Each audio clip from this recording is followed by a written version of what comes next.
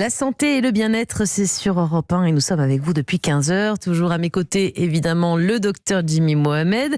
Et pour cette ultime séquence de la semaine, nous sommes rejoints par Catherine Blanc, sexologue et psychanalyste à Paris. Catherine, alors pour bien terminer la semaine, aujourd'hui, on a dit qu'on allait faire sans quoi? Sans orgasme. Vous allez nous parler d'une thématique. Oui, bon, ça va, c'était une petite... Non, c'était très bien. C'était une mise en matière. Voilà. On voulait parler de l'anorgasmie, précisément.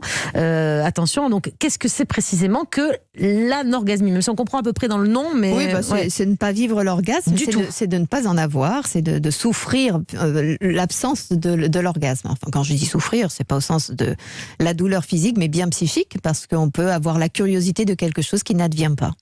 Jimmy? Est-ce que ça touche plus les femmes, je suppose? Parce que j'ai l'impression qu'un homme, c'est peut-être bête que je dis, mais... Quand on a des questions sur les problèmes d'orgasme, en général, dans cette émission, c'est surtout des femmes. Et on dit que c'est un homme, c'est mécanique, un homme qui n'éjacule pas, tout de suite aura un problème grave, alors que c'est peut-être qu'un problème de femme.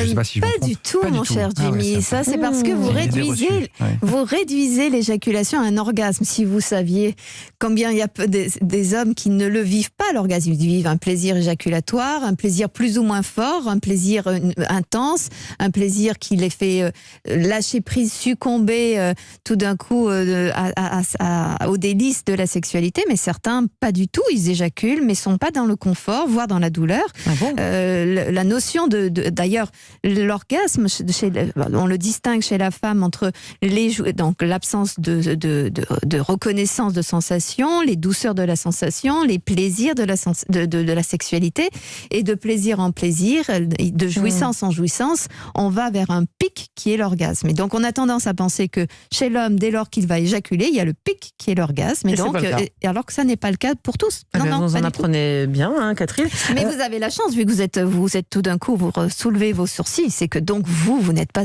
dans ce cas-là, Jimmy, j'en suis ravie. Pas d'extrapolation, c'est juste que je suis impressionné sincèrement de vos explications, puisque je ne connaissais pas ça. C'est vrai qu'on distinguait, et pour moi une éjaculation est synonyme d'un orgasme chez l'homme, et on a l'impression que c'est juste de mécanique, alors finalement c'est plus subtil que ça. Bien sûr, parce que d'ailleurs dans le monde asiatique, notamment pour tout ce qui est de l'art d'aimer, il y a justement l'invitation à ne pas éjaculer, et pour autant à vivre l'intensité de la sexualité et des orgasmes sans l'éjaculation. Alors Catherine, ce qui n'est pas trop dans notre culture, hein, bien sûr. L'anorgasmie, Catherine, est-ce que c'est quelque chose qu'on a dès la naissance? Enfin, je veux dire, ce sont des gens qui n'ont jamais eu d'orgasme, ou c'est quelque chose qui peut nous toucher brutalement du jour au lendemain, alors qu'avant tout allait bien, et tout d'un coup on devient anorgasmique? C'est comme ça qu'on dit, oui. Alors l'anorgasmie, on l'a depuis la naissance, vous et moi aussi, hein, d'ailleurs, puisqu'à la naissance nous n'avons pas d'orgasme, nous sommes bien d'accord. Donc c'est bien sûr au courant de notre vie sexuelle que nous ouvrons le champ des possibilités.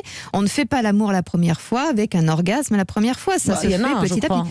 Oui, mais ce n'est pas la majorité, c'est une toute petite minorité en réalité, puisque dans un premier temps, c'est vraiment une sorte d'excitation folle avec des tas de jouissances, et l'orgasme se découvre au fur et à mesure des libertés qu'une femme s'accorde.